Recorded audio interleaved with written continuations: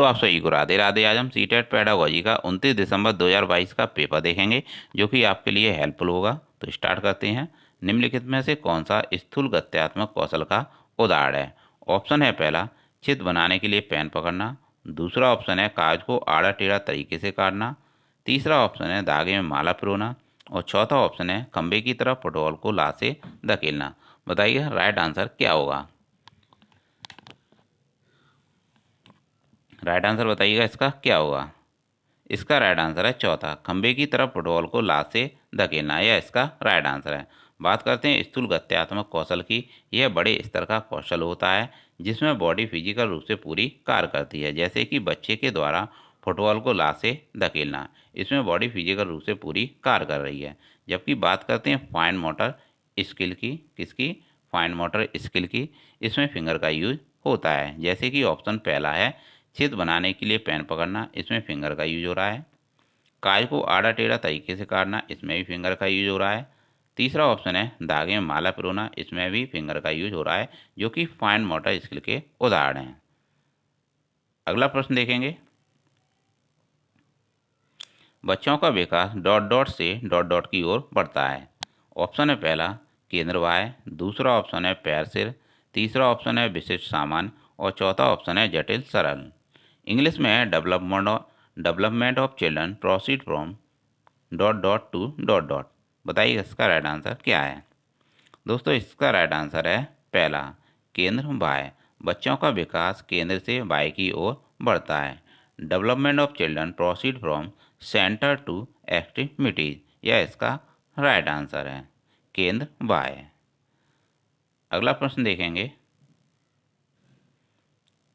कथन दिया हुआ है बच्चे का सामाजिक कर्ण सर्वप्रथम परिवार में उसके माता पिता द्वारा होता है। और इसका कारण दिया हुआ है परिवार बच्चों के सामाजिक कर्ण का प्राथमिक कारक है। इसका राइट आंसर बताइएगा। ऑप्शन है पहला ए और आर दोनों सही हैं, आर ए की सही व्याख्या करता है। ए और आर दोनों सही हैं लेकिन आर ए की सही व्याख्या नहीं है। तीसरा ऑप्शन है ए सही है लेकिन आर गलत है। चौथा ऑप्शन है ए और आर दोनों गलत हैं। बताइए इसका राइट आंसर क्या है? दोस्तों कथन दिया हुआ था बच्चे का सामाजिक अर्थ सर्वप्रथम परिवार में उसके माता पिता द्वारा होता है, जो कि सही कथन है। और कारण में है परिवार बच्चों के सामाजिकरण का प्राथमिक कारक है। यह भी कारण इसका सही है। तो दोस्तों इसका राइट आंसर है पहला, जो कि सही है।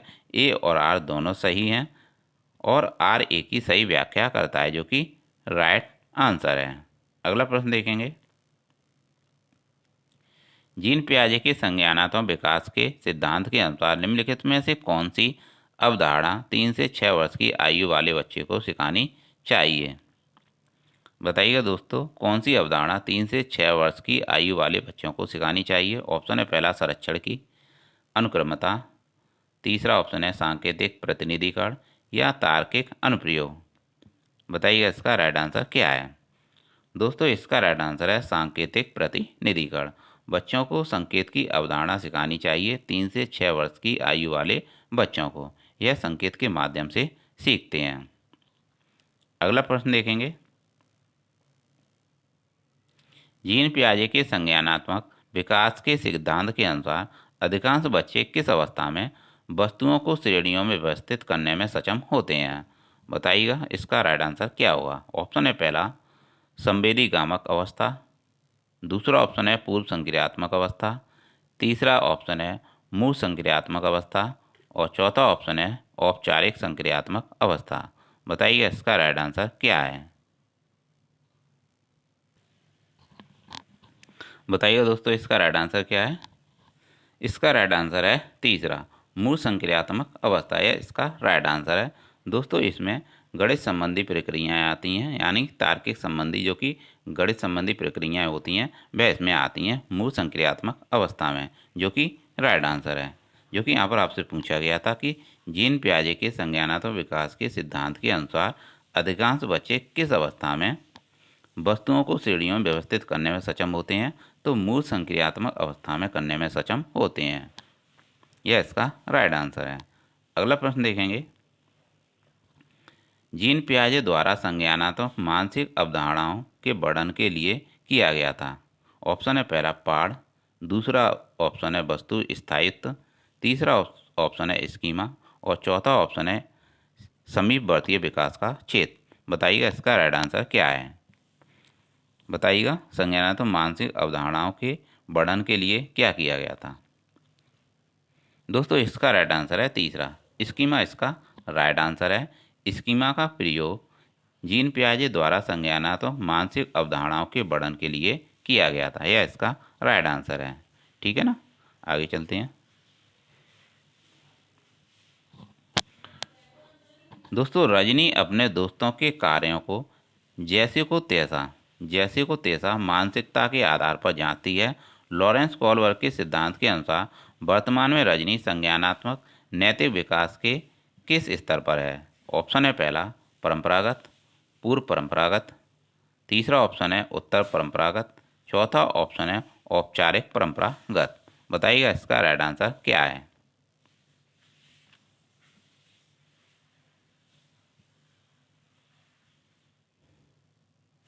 बताइएगा इसका राइट आंसर क्या है। बताइएगा दोस्तों इसका राइट आंसर क्या हुआ। दोस्तों यहाँ पर जैसे को तैसा से मतलब है। दोस्तों जब हिंज को दवा चोरी करते हुए पकड़ा गया था तो बच्चों से पूछा गया था कि हिंज को दंड मिलना चाहिए, तो बच्चों ने इसका आंसर दिया था हाँ मिलना चाहिए, क्योंकि इसने चोरी की है, क्योंकि हिंज ने चोरी की है। तो दोस्तों इसका राइट आंसर बताइएगा क्या होगा।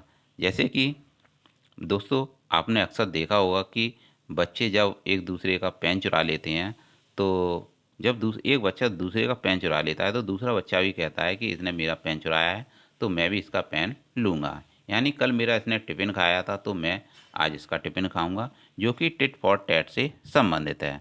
जो कि दोस्तों यह आता है पूर्व परंपरागत में आता है। किस में आता है? यह पूर्व परंपरागत में आता है, जो कि राइट आंसर है। अगला प्रश्न देखेंगे।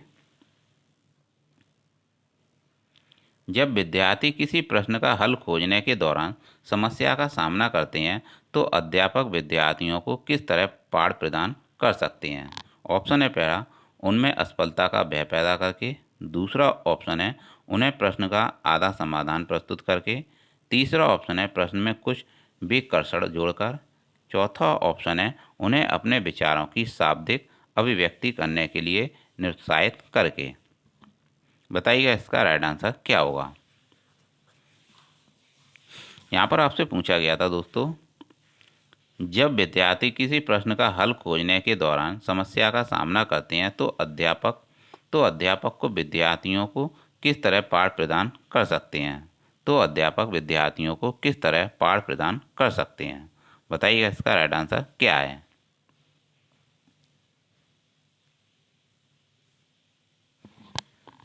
उनमें असफलता का भय पैदा करके, जो कि ऑप्शन गलत है।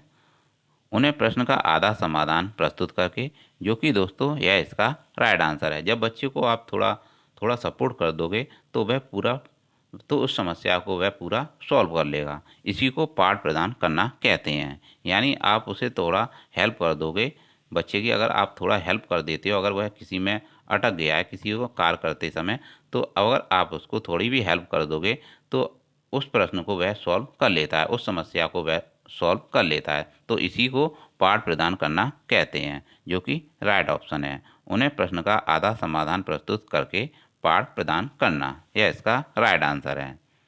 दोस्तों अगला ऑप्शन देखेंगे, प्रश्न में कुछ विकर्षण जोड़कर, प्रश्न में कुछ विकर्षण जोड़कर, यह सही नहीं है। चौथा ऑप्शन है उन्हें अपने विचारों की शाब्दिक अभिव्यक्ति करने के लिए निरुत्साहित करके। भाई निरुत्साहित क्यों करेंगे? अगर यहाँ पे हतोत्साहित होता तो ऑप्शन सही होता। यहाँ पर बोल रहा है निरुत्साहित करके, यानी उसे आप निरुत्साहित कर रहे हो, यानी यहाँ पर निगेटिव ऑप्शन है यह। तो दोस्तों यह ऑप्शन होगा नहीं, जो कि राइट ऑप्शन आपका दूसरा राइट ऑप्शन सही है। अगला प्रश्न देखेंगे, सिद्धांतवादी और उनके द्वारा प्रतिपादित विचार का सही युग्म चुनिए। बताइएगा इसका राइट आंसर क्या है। ऑप्शन है पहला लेव वाइगोत्स्की सांस्कृतिक उपकरण से संबंधित हैं, हावर्ड गार्डनर ने जी घटक बुद्धि दी है, जीन पियाजे ने पाठ दिया है, लॉरेंस कॉलबर्ग संवेगात्मक परिपक्वता दी है, बताइए दोस्तों इसका सही युग्म क्या होगा। सिद्धांतवादी और उनके द्वारा प्रतिपादित विचार का सही युग्म क्या है।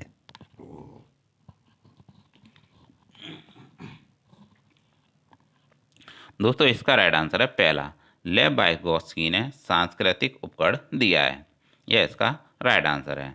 जबकि अन्य ऑप्शन गलत हैं। यह इसका राइट आंसर है। एक प्रगतिशील कक्षा किसे सुमनता करती है। बताइएगा दोस्तों इसका राइट आंसर क्या है।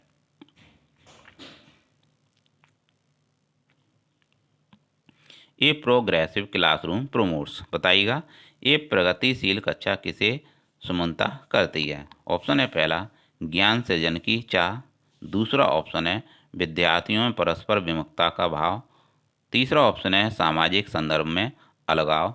और चौथा ऑप्शन है विषय वस्तु का कंठस्थीकरण। दोस्तों इसका राइट आंसर बताइएगा। दोस्तों इसका राइट आंसर है पहला, ज्ञान सृजन की चाह। ज्ञान सृजन की चाह। एक प्रगतिशील कक्षा किसे सुमनता करती है। ज्ञान सृजन की चाह को। यह इसका राइट आंसर है। अगला प्रश्न देखेंगे। मधुलिका नृत्य और योग कला में निपुण है। हावर्ड गार्नर के अनुसार उसके पास किस प्रकार की बुद्धि उच्च स्तरीय है। बताइएगा इसका राइट आंसर क्या है। ऑप्शन है पहला, अंतः व्यक्तिक। दूसरा ऑप्शन है अंत व्यक्तिक।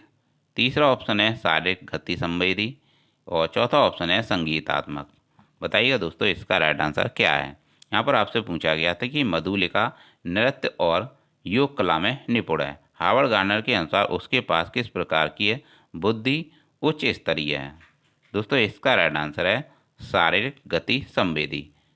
यह इसका राइट आंसर है, क्योंकि दोस्तों मधुलिका नृत्य और योग कला में निपुण है। यहाँ पर यह इसका राइट आंसर है, जो कि शारीरिक गति संवेदी इससे संबंधित है। अगला ऑप्शन देखेंगे।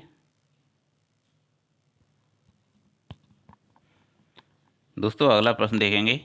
एक प्रश्न उत्तर सत्र में दौरान दोस्तों एक प्रश्न उत्तर सत्र के दौरान एक अध्यापक केवल लड़कों को ही अपने भ्रम व प्रश्न पूछने के अवसर दे रहा है। यह प्रत्यक्ष रूप से उस किसकी प्रस्तुति है। बताइएगा इसका राइट आंसर क्या है। ऑप्शन है पहला, जेंडर सशक्तिकरण। दूसरा ऑप्शन है जेंडर समानता। तीसरा ऑप्शन है जेंडर पक्षपात। और चौथा ऑप्शन है जेंडर समतुल्यता। बताइएगा इसका राइट आंसर क्या है। यहाँ पर आपसे पूछा गया था कि एक प्रश्न उत्तर सत्र के दौरान एक अध्यापक केवल लड़कों को ही अपने भ्रम व प्रश्न पूछने के अवसर दे रहा है। यह प्रत्यक्ष रूप से किसकी प्रस्तुति है। दोस्तों इसका राइट आंसर बताइएगा। दोस्तों इसका राइट आंसर है जेंडर पक्षपात। दोस्तों क्योंकि यहाँ पर एक अध्यापक केवल लड़कों को ही भ्रम व प्रश्न पूछने के अवसर दे रहा है, जो कि जेंडर पक्षपात से संबंधित है। जबकि यहाँ पर दोनों को इसे ऑप्शन देने चाहिए। आगे देखेंगे प्रश्न। अधिगम दर में व्यक्तिगत विभिन्नताएं किसका परिणाम है। ऑप्शन है पहला, केवल आनुवंशिकता का। दूसरा ऑप्शन है केवल पर्यावरण का। तीसरा ऑप्शन है आनुवंशिकता व पर्यावरण दोनों का। चौथा ऑप्शन है ना तो आनुवंशिकता और ना ही पर्यावरण का। बताइएगा इसका राइट आंसर क्या है। अधिगम दर में व्यक्तिगत विभिन्नताएं किसका परिणाम है। बताइएगा इसका राइट आंसर क्या है। दोस्तों इसका राइट आंसर है तीसरा, आनुवंशिकता व पर्यावरण दोनों का यह परिणाम है, जो कि राइट आंसर है। अगला प्रश्न देखेंगे। आकलन के संदर्भ में निम्नलिखित में से क्या सही है। ऑप्शन है पहला, आकलन मानकीकृत परीक्षणों द्वारा किया जाना चाहिए। दूसरा ऑप्शन है रचनात्मक आकलन केवल निर्देशन के अंत में होता है। तीसरा ऑप्शन है मानदंड संदर्भित परीक्षण मानकों को निष्पादन तुलना का सामान्य स्तर मानकर इस्तेमाल करते हैं। चौथा ऑप्शन है अधिगम के लिए आकलन विद्यार्थियों द्वारा स्वयं आकलन को भी शामिल करता है। बताइएगा आकलन के संदर्भ में निम्नलिखित में से क्या सही है।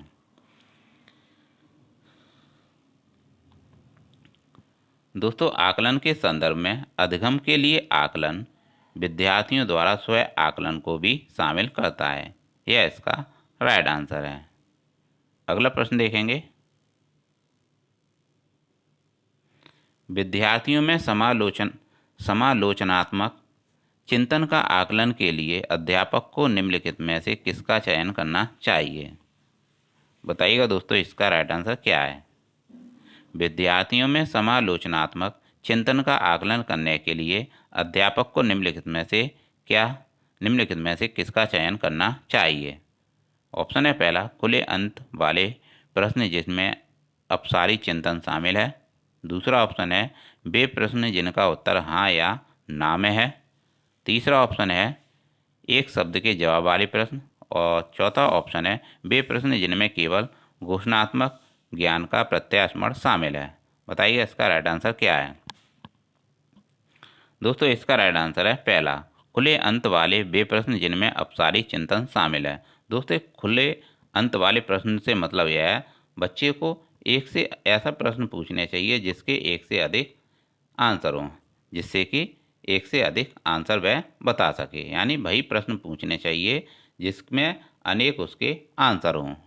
तो इसका राइट आंसर है खुले अंत वाले वे प्रश्न जिनमें अपसारी चिंतन हो, जिसमें बच्चा अधिक से अधिक सोच सके और उनके प्रश्नों के आंसर दे सके। यह इसका राइट आंसर है।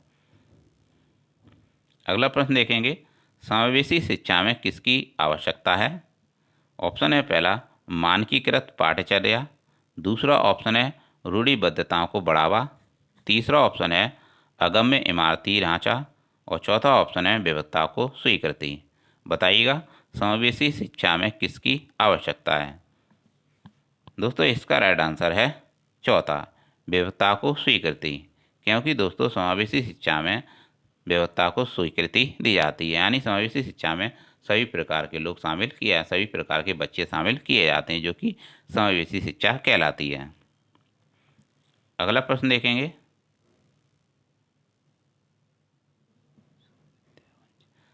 सुविद्या वंचित समूह में आने वाले विद्यार्थियों की आवश्यकताओं को संबोधित करने के लिए अध्यापक को उनके सामाजिक सांस्कृतिक संदर्भों को जानना चाहिए।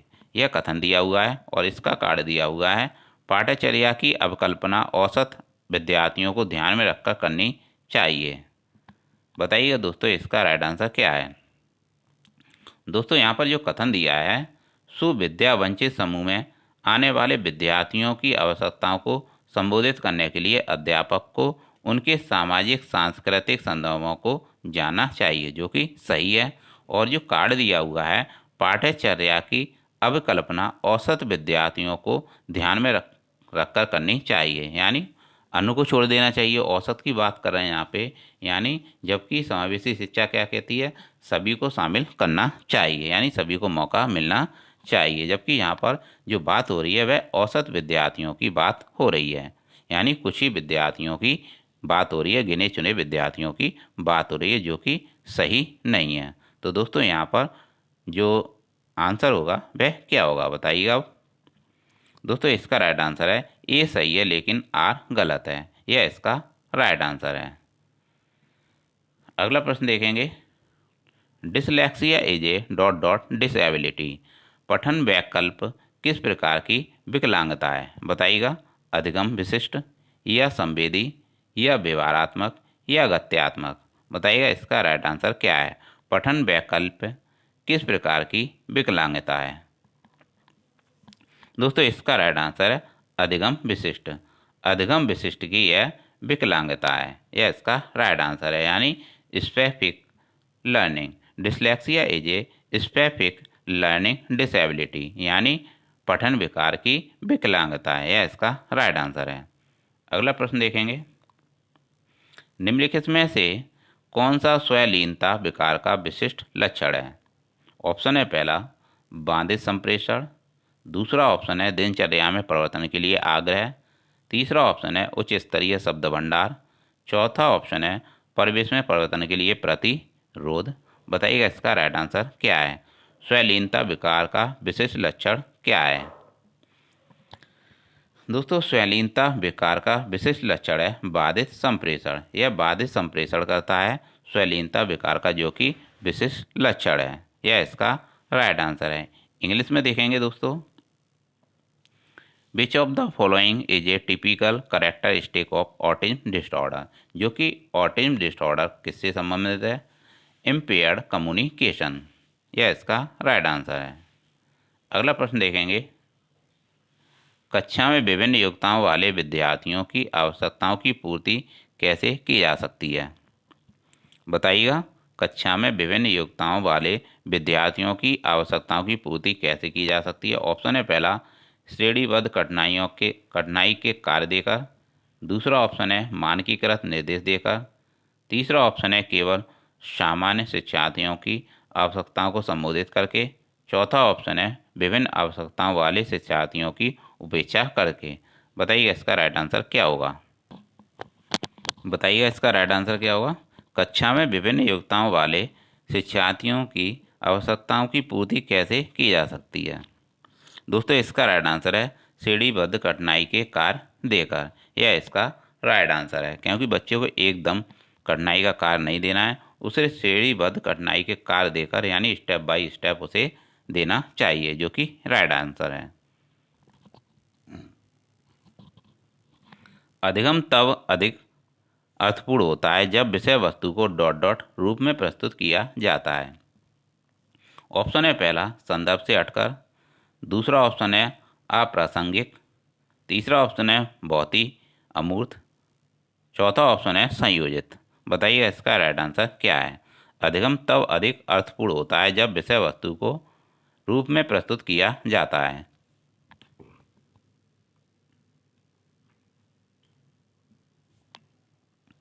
दोस्तों इसका राइट आंसर है संयोजित।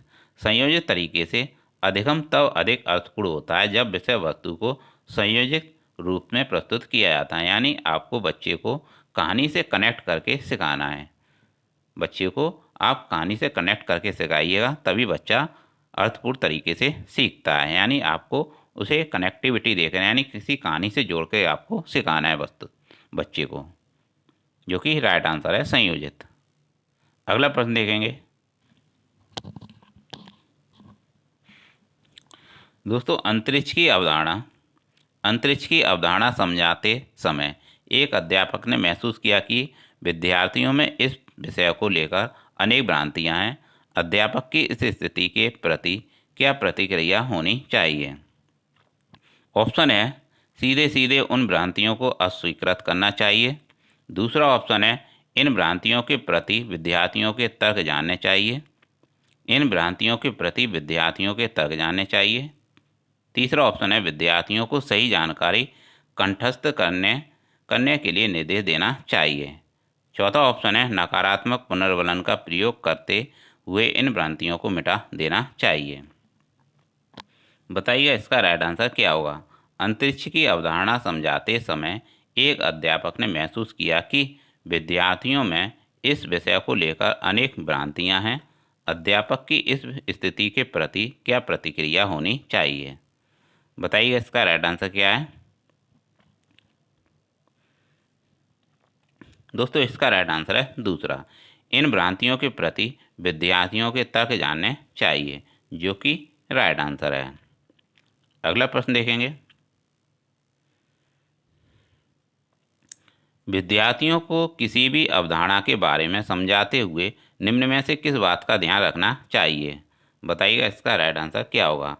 विद्यार्थियों को किसी भी अवधारणा के बारे में समझाते हुए निम्न में से किस बात का ध्यान रखना चाहिए? ऑप्शन है पहला, विद्यार्थियों में सीखने के लिए तत्परता। दूसरा ऑप्शन है विद्यार्थियों के सामाजिक सांस्कृतिक संदर्भ। और तीसरा ऑप्शन है विद्यार्थियों द्वारा चयनित अधिगम शैलियाँ। बताइएगा इसका राइट आंसर क्या है? दोस्तों इसका राइट आंसर है, तीनों इसके राइट आंसर है। पहला दूसरा ऑप्शन, पहला दूसरा तीसरा तीनों ऑप्शन इसके राइट आंसर हैं। विद्यार्थियों को किसी भी अवधारणा के बारे में समझाते हुए विद्यार्थियों में सीखने के लिए तत्परता, विद्यार्थियों के सामाजिक सांस्कृतिक संदर्भ और विद्यार्थियों द्वारा चयनित अधिगम शैली, इन पर ध्यान रखना चाहिए, जो कि राइट आंसर है आपका चौथा। अगला प्रश्न देखेंगे। रमेश विज्ञान विषयों को पढ़ाते समय रमेश विज्ञान विषय को पढ़ाते समय अन्वेषण, प्रयोग, विभिन्न व्यावहारिक गतिविधियों के माध्यम से बच्चों को नया ज्ञान व समझ बनाने के अवसर प्रदान करता है। वह डॉट डॉट को बढ़ावा देना चाहता है। ऑप्शन है पहला वैज्ञानिक तर्क, दूसरा ऑप्शन है तार्किक चिंतन, तीसरा ऑप्शन है कंठस्थीकरण और चौथा ऑप्शन है अनुकरण। बताइएगा इसका राइट आंसर क्या है।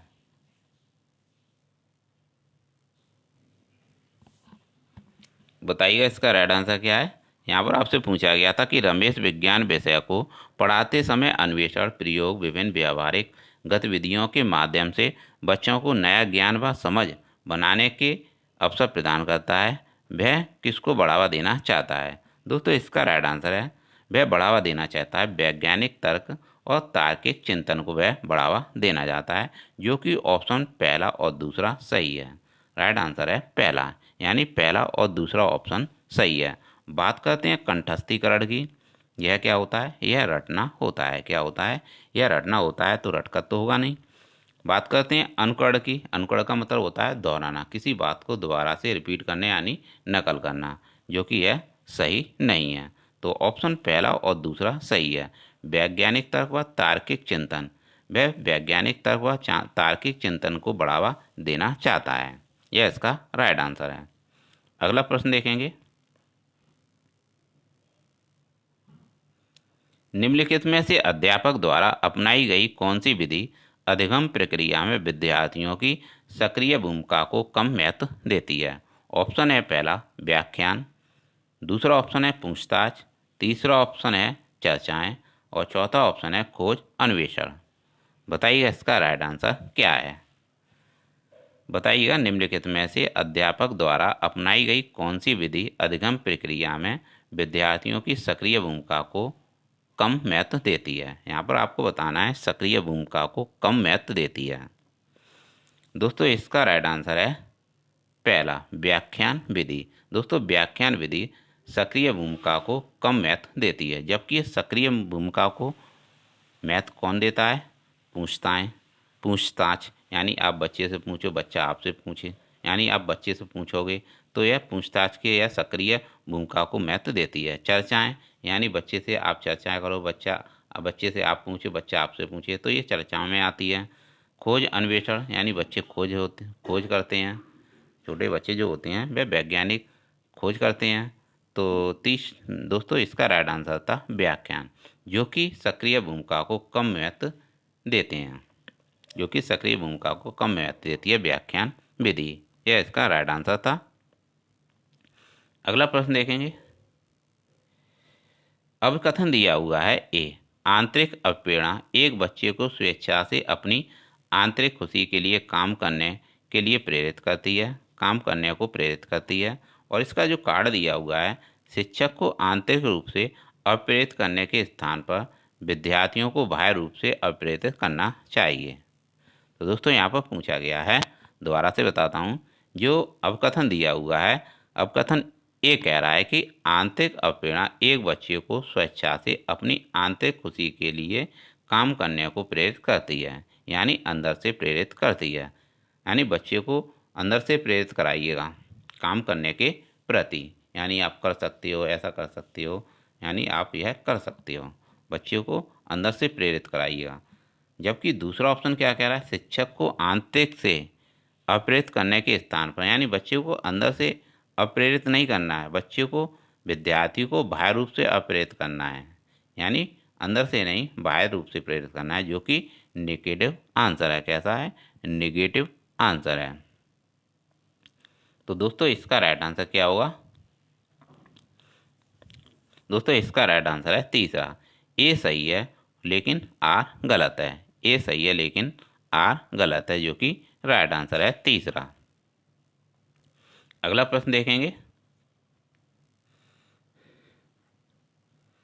प्रभावशाली समस्या समाधान में किसके बहिष्करण की आवश्यकता है। ऑप्शन है पहला कार्यात्मक स्थिरता, दूसरा ऑप्शन है अपसारी चिंतन, तीसरा ऑप्शन है केंद्रित ध्यान और चौथा ऑप्शन है सादृश्य मूलक चिंतन। बताइएगा दोस्तों इसका राइट आंसर क्या है। प्रभावशाली समस्या समाधान में किसके बहिष्करण की आवश्यकता है। दोस्तों इसका राइट आंसर बताइएगा। Effective problem solving requires elimination of. इसका राइट आंसर बताइए क्या होगा। दोस्तों इसका राइट आंसर है पहला, कार्यात्मक स्थिरता। दोस्तों कार्यात्मक स्थिरता से मतलब है कि आप एक ही जगह जमकर रह गए हैं, दूसरा कार्य आप कर नहीं रहे हैं। यानी जब तक आप दूसरे कार्य को नहीं करेंगे तब तक आपको सीखने को नहीं मिलेगा।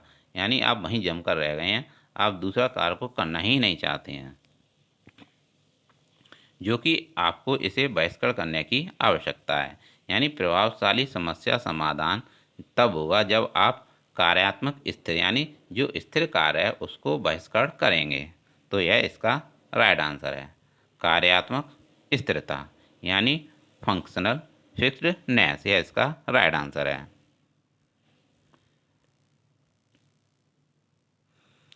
एक विद्यार्थी अपनी असफलता का कारण अपनी योग्यता की कमी को मानता है। वह योग्यता को स्थायी मानता है और मानता है कि योग्यता प्रयासों द्वारा प्रभावित नहीं होती। यह विचार दशा किस स्थिति को जन्म दे सकती है। ऑप्शन है पहला, अधिगम असहायता, मस्तिष्क सुगठता। तीसरा ऑप्शन है उच्च स्तरीय स्व अस्मिता। चौथा ऑप्शन है संबद्धता का भाव। बताइए इसका राइट आंसर क्या है। बताइए इसका राइट आंसर क्या है। एक विद्यार्थी अपनी असफलता का कारण अपनी योग्यता की कमी को मानता है। वह योग्यता को स्थायी मानता है और मानता है कि योग्यता प्रयासों द्वारा प्रभावित नहीं होती। यह विचार दशा किस स्थिति को जन्म दे सकती है। दोस्तों इसका राइट आंसर है पहला, अधिगम असहायता को यह जन्म दे सकती है। यह विचार दशा अधिगम असहायता को जन्म दे सकती है, यह इसका राइट आंसर है। अगला प्रश्न देखेंगे।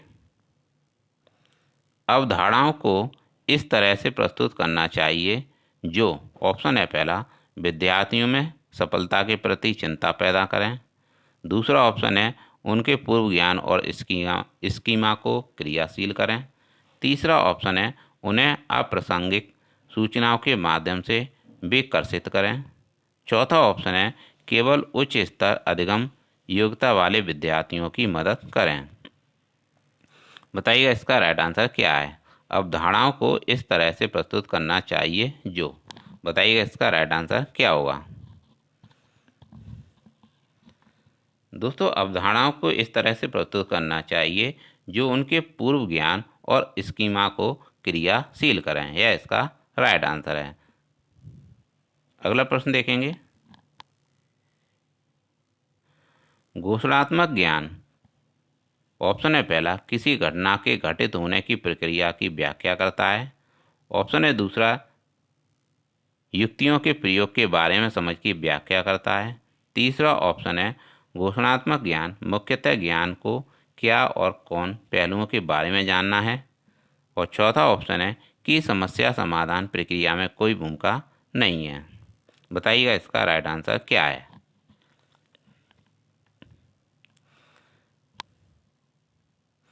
दोस्तों घोषणात्मक ज्ञान मुख्यतः ज्ञान के क्या और कौन पहलुओं के बारे में जानना ही घोषणात्मक ज्ञान है, जो कि राइट आंसर है। तो याद रखिएगा कि घोषणात्मक ज्ञान मुख्यतः ज्ञान के क्या और कौन पहलुओं के बारे में जानना ही घोषणात्मक ज्ञान होता है, यह इसका राइट आंसर है।